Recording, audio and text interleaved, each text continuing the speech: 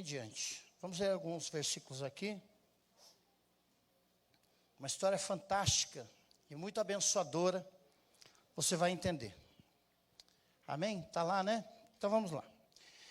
Verso 41, Lucas capítulo 2, verso 41. Todos os anos, os pais de Jesus iam a Jerusalém para a festa da Páscoa.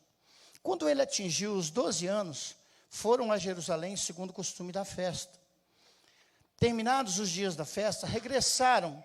O menino Jesus ficou em Jerusalém sem que os pais dele o soubessem.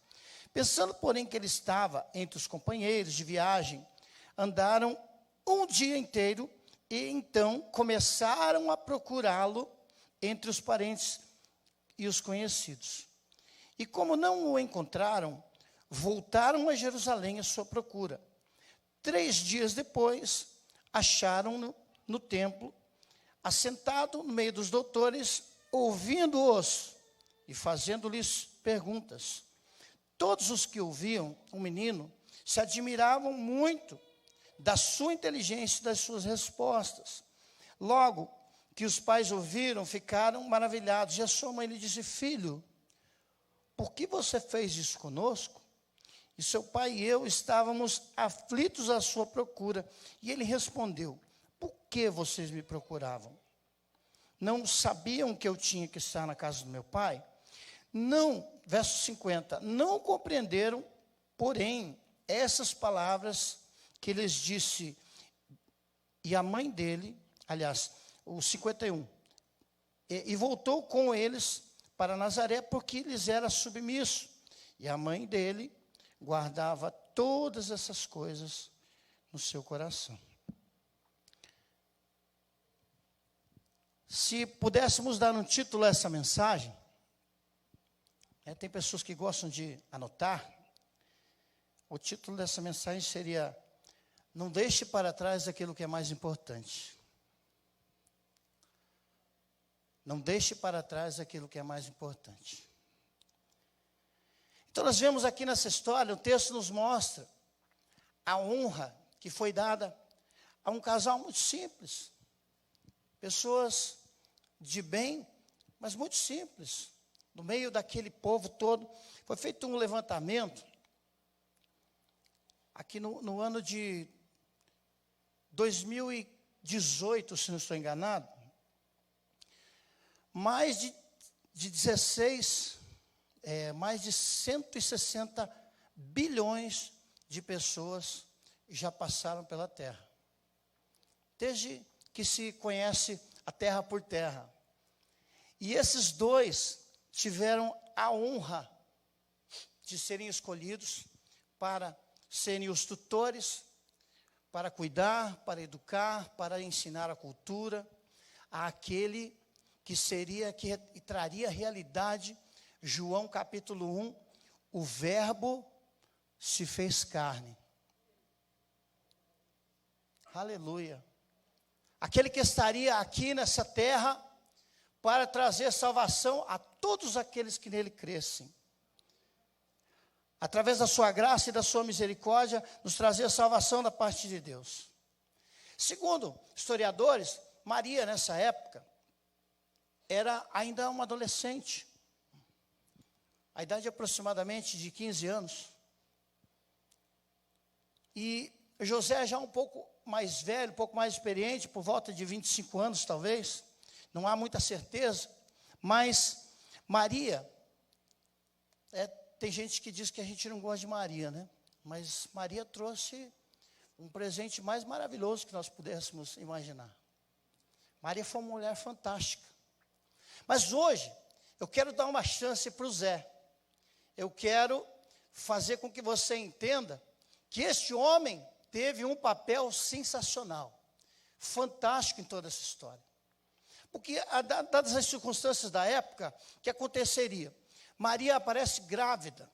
Você já imaginou, se você fizesse parte daquele povo e alguém te contasse essa história? Olha, o Espírito Santo é que foi responsável por essa gravidez. Você acreditaria nessa história? Para começar, eles nem conheciam o Espírito Santo, né? Ainda não estava na sua época. Então José teve uma atitude tão fantástica, tão corajosa, que ele protegeu Maria. Ele protegeu ele, porque nessa época, se acontecesse um caso como esse, de suspeita, ele tinha todo o direito de abandonar aquele contrato, né, que tinha sido feito de casamento, e essa mulher certamente seria apedrejada.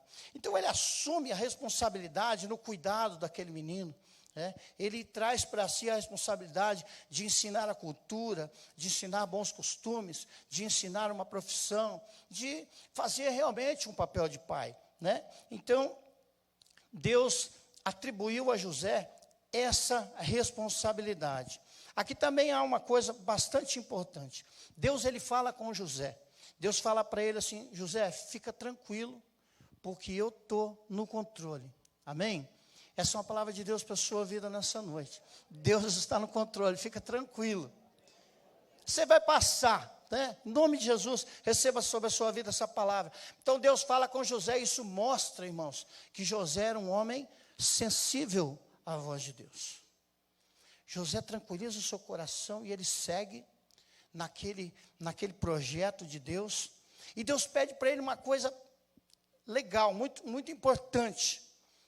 Deus pede para José fazer com o menino o que ele faria comigo e com você. Deus pede para José adotar Jesus como se fosse dele. Foi a mesma coisa que o Senhor fez comigo e com você, amém?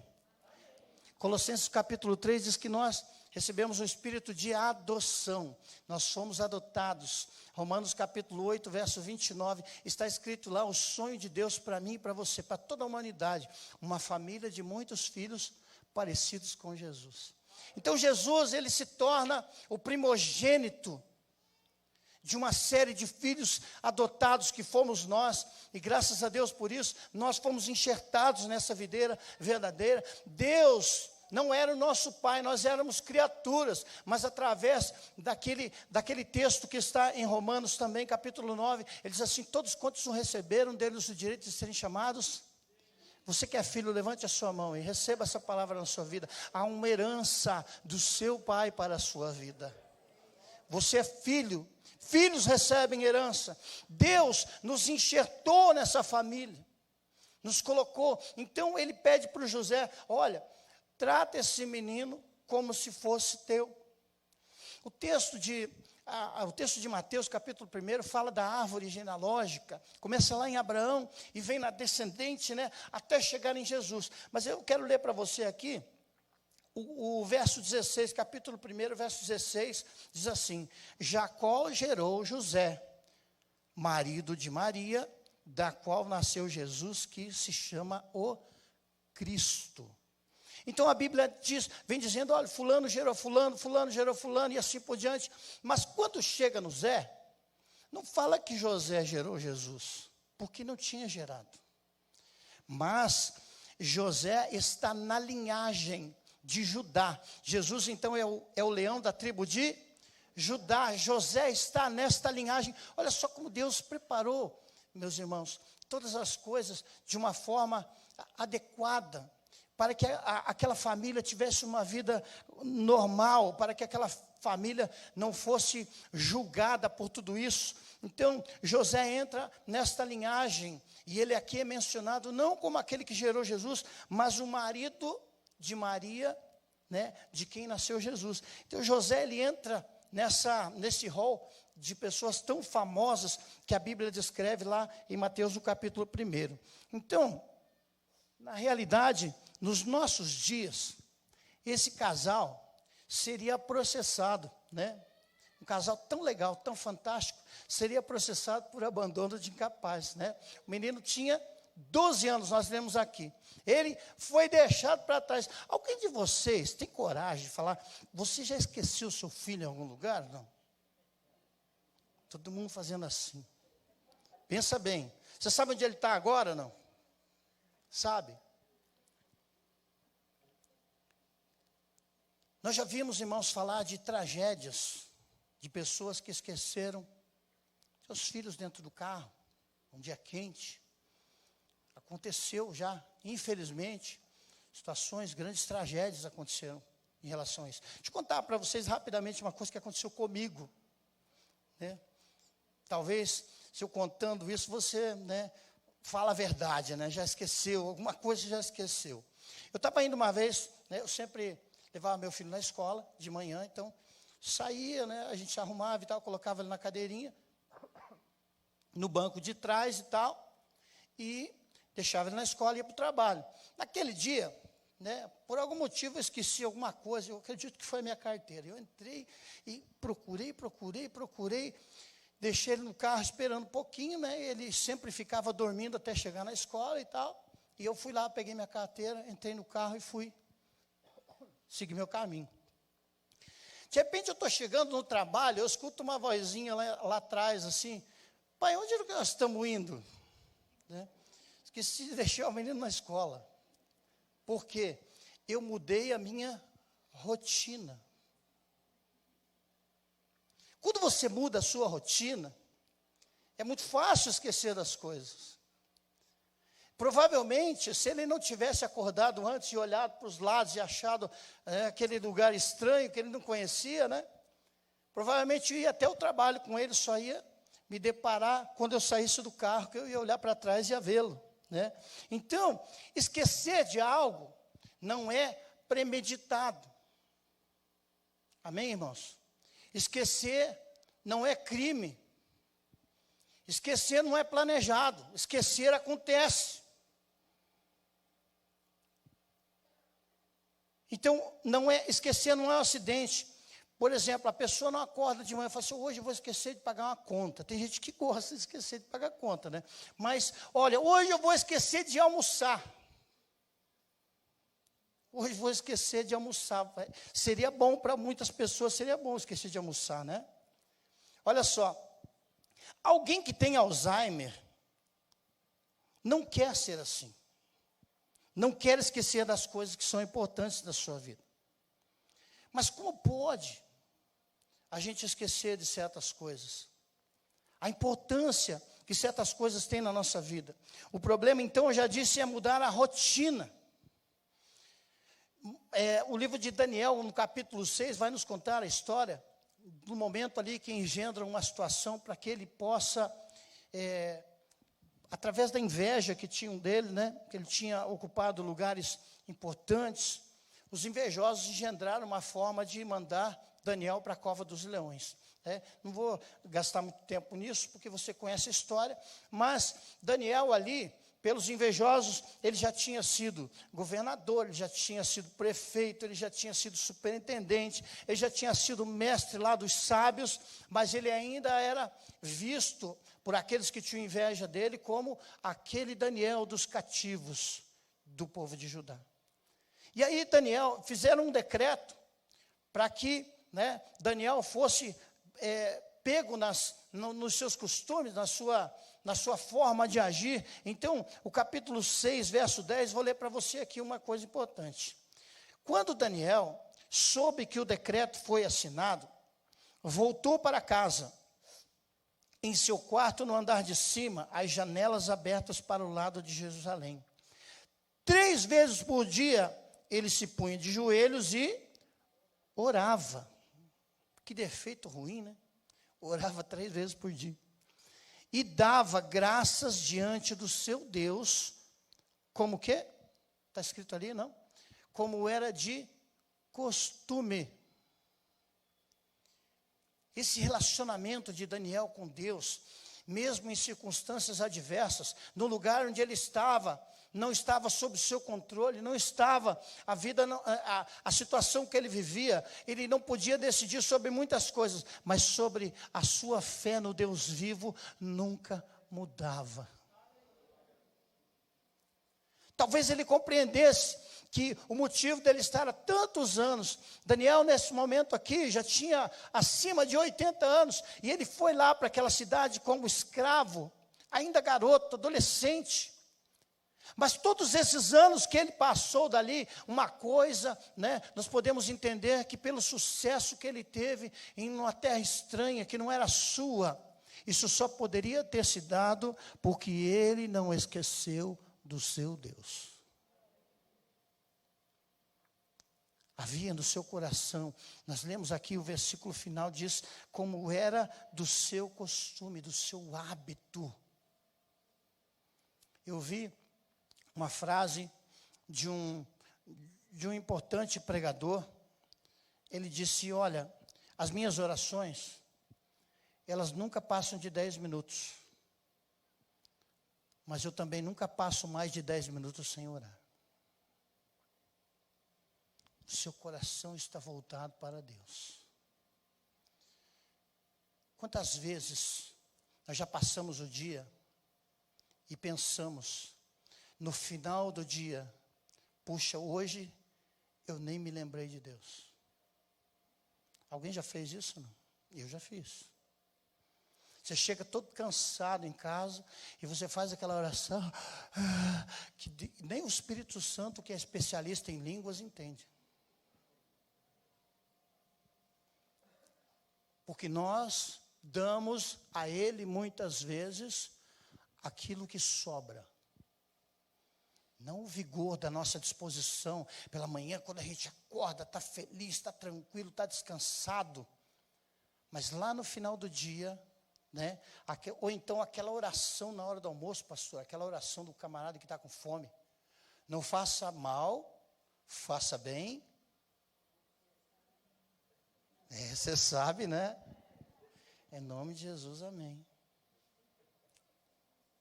Quantas vezes, irmãos, Jesus, tem uma música que, teve uma época, eu fazia parte no quarteto vocal, nós cantávamos músicas do Arautos do Rei, e lá tem uma música que a gente cantava, que ela tem uma letra fantástica.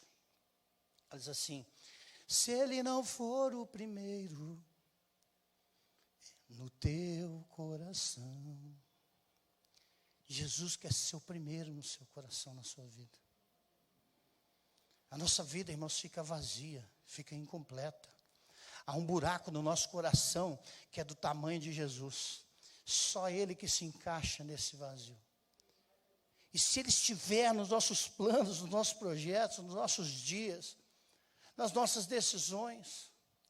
Mas é muito difícil a gente se lembrar, sabe? Lá no Jardim do Éden, Deus dava exemplo dessa comunhão. O que acontecia na virada do dia? A Bíblia não diz que Deus ia lá. Era um encontro, irmãos. Era um encontro marcado. Dava aquele horário.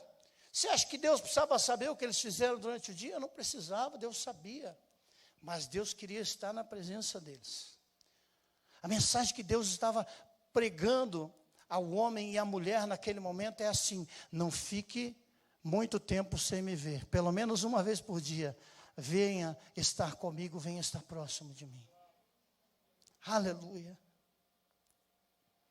Mas ali, aquele momento foi rompido pela quebra da rotina. Sabe o que aconteceu ali? O pecado quebrou aquela rotina. Quebrou aquele momento da presença de Deus. Como é que a gente quebra a rotina? Olha, um dos momentos mais comuns a gente quebrar a rotina. Durante a semana você acorda cedo, você lê a Bíblia, faz o seu devocional, você ora, você busca a Deus, depois você vai trabalhar, porque aquilo é uma rotina. Mas quer ver um jeito de quebrar a rotina? Chama-se sábado e domingo. Acorda 11 horas, com a barriga roncando, já quer almoçar, depois almoça e quer dormir de novo, e aí Deus vai ficando de lado. Puxa, 11 horas da noite, não li a Bíblia hoje, então eu vou ler aqui um versículo, né? A gente acaba criando protocolos para cumprir uma suposta obrigação. Irmãos, Deus não quer isso. Deus não quer a sobra. Deus quer o melhor. Deus quer a plenitude da sua força. Aquilo que você deseja estar perto dEle. Ele deseja, Ele quer que você queira isso. Às vezes, irmãos, sabe outra coisa que quebra a rotina que a gente tem com Jesus? Chama-se férias. Quem já tirou férias de Jesus aí? Dá uma relaxada, dá ou não dá? Sim ou não? Dá uma relaxada, irmãos. Né? Não vamos ser hipócritas de mentir. A gente viaja, né? Viagens quebram a rotina. Então, as distrações da vida, coisas que estão ao nosso redor, distração, que é uma distração. Eu estava olhando naquela câmera ali, mas aconteceu alguma coisa aqui e eu olhei para o outro lado. Eu perdi o meu foco. Essas coisas começam a me afastar de Deus. Então, momentos que vivemos, esse momento que nós vivemos de 2 anos para cá, mudou a rotina de muita gente, sim ou não? Muitos deixaram de vir à igreja. Você conhece alguém que deixou de vir à igreja? Não? Sim ou não? Você conhece alguém que não voltou até agora? Então, vou te dar uma missão. Você vai ligar para ela. Posso ouvir um amém? Você vai deixar Deus te usar para trazer ela de volta para essa rotina maravilhosa, né? Essa comunhão. Irmãos, esse é o lugar onde somos transformados, onde a presença de Deus, a palavra de Deus vem trazer curas. Nós recebemos aqui uma oração poderosa hoje, né, sobre a nossa vida. Coisas, portas se abrem, nós batemos na porta, nós clamamos a Deus e o Senhor se manifesta. Então muitos deixaram de estar nessa rotina, na comunhão dos irmãos, né? O livro de Hebreus fala, olha, não deixem a comunhão dos irmãos, não abandonem isso, né? Porque isso é muito importante. Então, quando que esquecemos de Jesus? Quando estamos numa festa. Às vezes, irmãos, os momentos de festa são tão felizes, que as pessoas falam, poxa, Jesus, eu estou tão legal, estou tão de boa, não precisa nem me ajudar. Pode ficar sossegado, descansa aí, pode deixar que daqui eu vou sozinho. Sabe, os momentos mais críticos da sua vida não vão demonstrar a proximidade de Jesus que nós temos nos momentos ruins. Sabe por quê? Porque esses momentos nos aproximam do Senhor. Quando você está duro, você não ora mais? Sim ou não? Quando você está doente, você não busca mais? Você não vem mais à igreja? Você procura um versículo para responder aquilo que você quer saber, até você achar, sim ou não?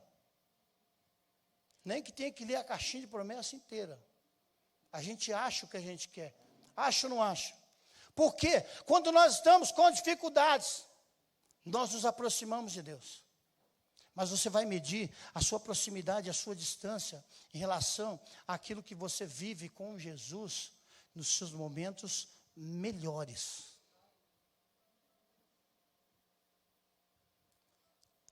Quantos de vocês já deram glórias a Deus no dia que caiu o din-din na conta? Seja sincero, Deus está vendo, hein? Senhor, obrigado por esse salário, Senhor. Quantos estão desempregados, Senhor? Quantos estão sofrendo? Quantos tiveram que torrar suas economias? E eu estou aqui empregado com esse salário maravilhoso, amém? Receba aí para a sua vida. Deus tem multiplicado, Deus tem abençoado, Senhor, está aqui as primícias. Ou será que cai todo o cheque? Cheque não se usa mais, né? Cai os débitos automáticos, tudo primeiro antes do dízimo. Irmãos, eu sei que esse tipo de mensagem é difícil de ouvir. Mas nós precisamos priorizar aquele que fez tudo por nós naquela cruz. Ele quer ser o primeiro. Se ele não for o primeiro, ele não quer ser nenhum. Ele quer estar na frente, né? Então, maiores provas de vida não aparecem quando você fica doente, quando você está sem dinheiro, ou quando você enterrou uma pessoa querida. Mas nas festas, no tempo bom, na prosperidade, quando você tem, né, recursos de sobra, há uma boa probabilidade de nós esquecermos Jesus. Quer ver uma coisa que faz a gente esquecer?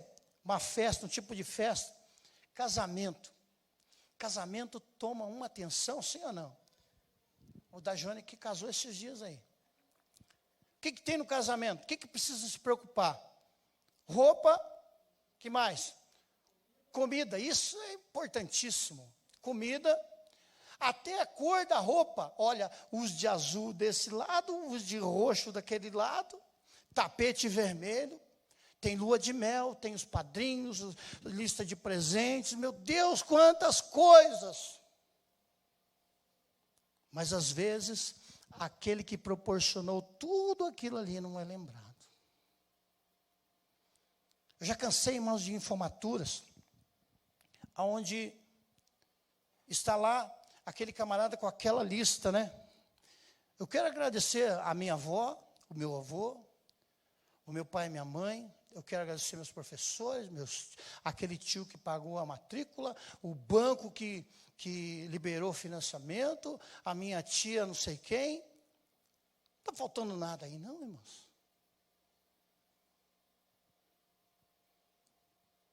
Eu quero agradecer o meu Deus, que me abriu essa porta, que me abençoou, que criou oportunidades para que eu me formasse aqui nessa faculdade. Eu tenho uma profissão, eu tenho uma bênção na minha vida, a minha vida vai fluir de agora em diante. O meu Deus que proporcionou tudo isso, eu tenho que ter esse coração agradecido a Ele. Sabe aquela pessoa, pastor, que trabalhava naquela salinha 2x2? Quando abria a janela, tinha que fechar a porta, senão ela batia na outra. Tinha um Jesus enorme lá na parede. Ou aquele carro bonitão, né? Velho, mas bonitão. Aquele todo original, que você tem que... Sabe que você vai dar a partida assim, ele fala, não, vai. Daí ele pega. Aquele carro, sabe aquele carro assim? Tem um adesivo gigante lá atrás, presente de Jesus. Você já viu ou não? Já viu um desse? Aí, pastor, o camarada prospera, Deus abençoa o cara. Daí o cara compra um galpão. Daí ele bota o adesivinho desse tamanho lá na mesa dele. Sabe qual é a mensagem, irmãos, que está passando nessa atitude, nessa postura? Quando eu estou pequeno, Jesus está grandão. Quando eu estou grandão, Jesus está pequeno. Como é, irmãos, que nós vamos virar as costas para aquele que é dono de todas as coisas, aquele que te tirou da onde você estava. Eu tenho refletido muito ultimamente com relação à minha vida, irmãos. Tive uma vida muito difícil. Nunca faltou, mas também não sobrou. Era tudo contadinho, tudo à medida certa, né? A gente descobriu naquela época que pão tinha perna. Quem lembra do pão d'água? Lembra do pão d'água? Aquele que divididinho no meio assim? Então, é uma perna para cada um, entendeu? A margarina, você só dá uma ameaçada nela assim, ó.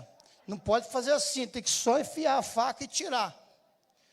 Aí, o irmão mais velho, que era eu, glória a Deus por isso, passa primeiro, passa o que sobrou na faca para a irmã do meio, e depois vem a outra irmã.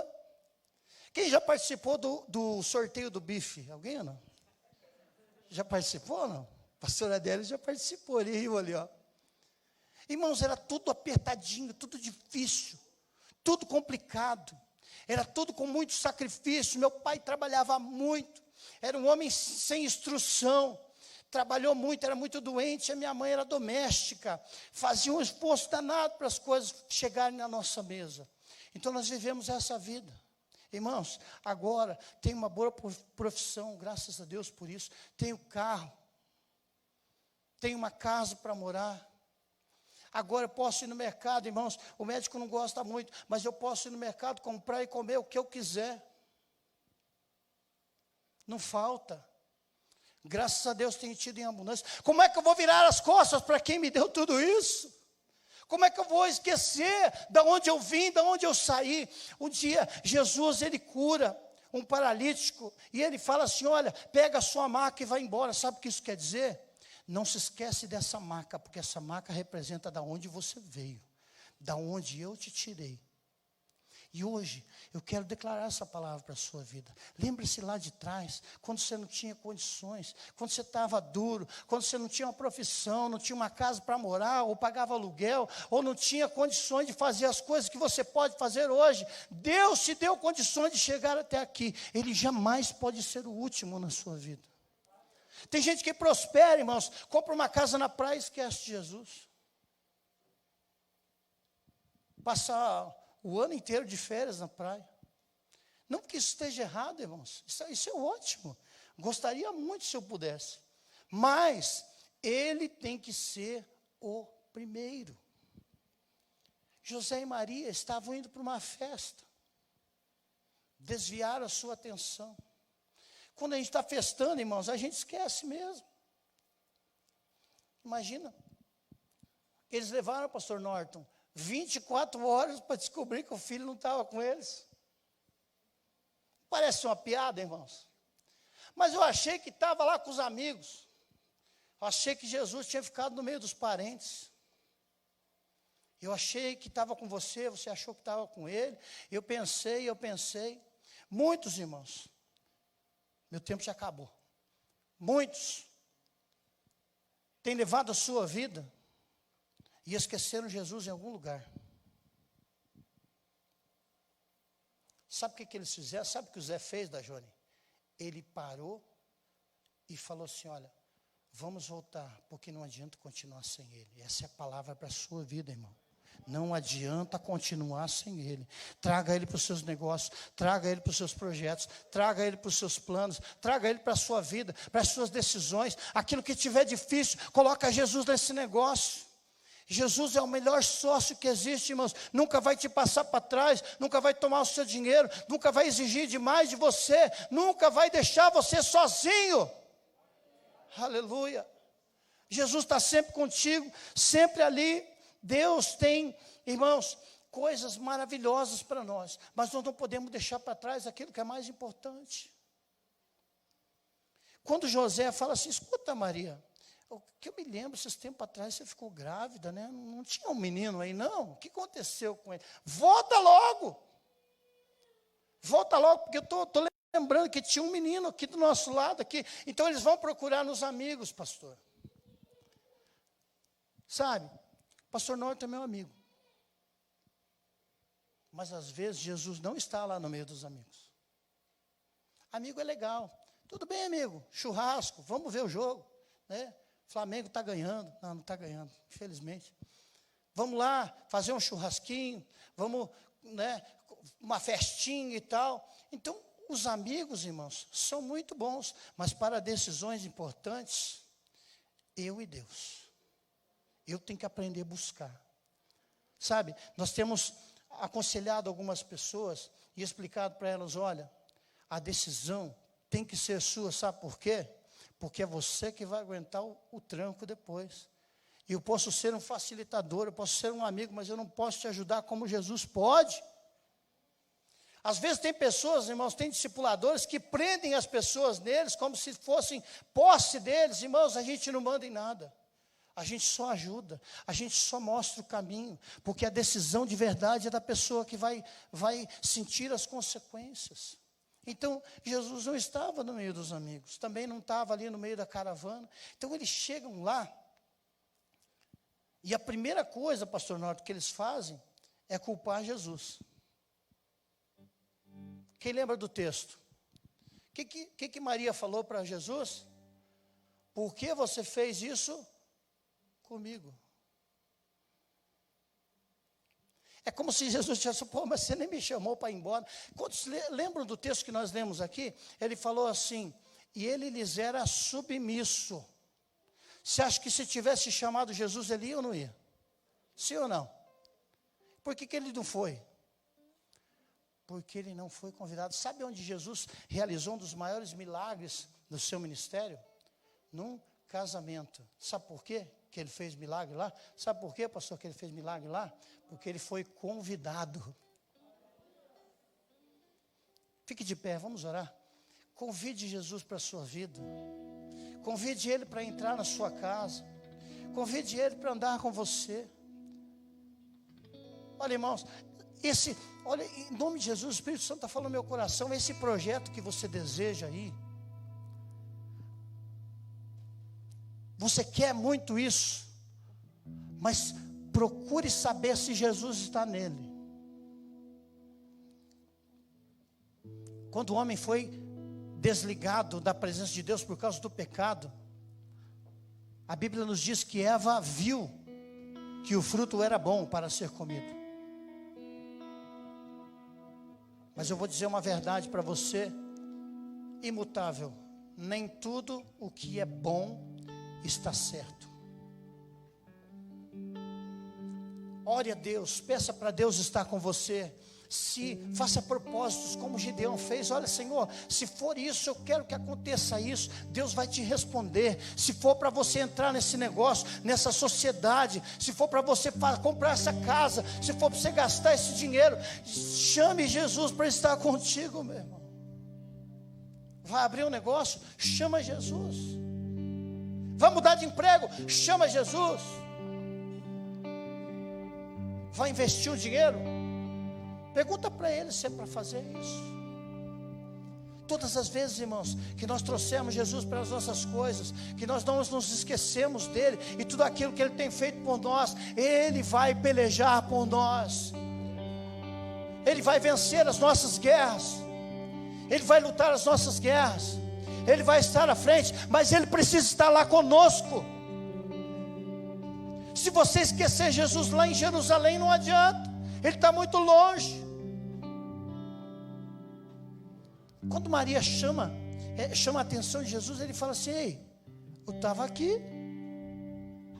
Jesus está dizendo para você hoje: ei, eu estou onde eu sempre estive. Eu estou onde eu sempre estive. Eu declaro sobre a sua vida: você sabe onde Jesus está. Ande na direção dele. Ande na direção dele. Flua sobre a sua vida a sabedoria, o discernimento, a graça, a autoridade que Jesus tem, mas só se ele estiver pertinho de você. Aleluia. Eu declaro que portas serão abertas, mas você só vai passar por ela se Jesus estiver com você.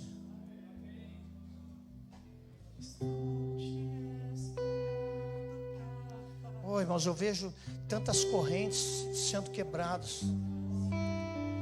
Eu vejo, irmãos, pelos olhos da fé, tantas portas se abrindo. Mas sabe que tem porta que não é para você passar. Tem porta que é para você fechar. Deus vai te mostrar o caminho. Deus vai te dar direção. Eu preciso refletir, ter a atitude certa, parar, pensar e chamar Jesus de volta. Levante sua mão direita, eu quero profetizar sobre a sua vida. Não haverá mais solidão para o caminho, Senhor.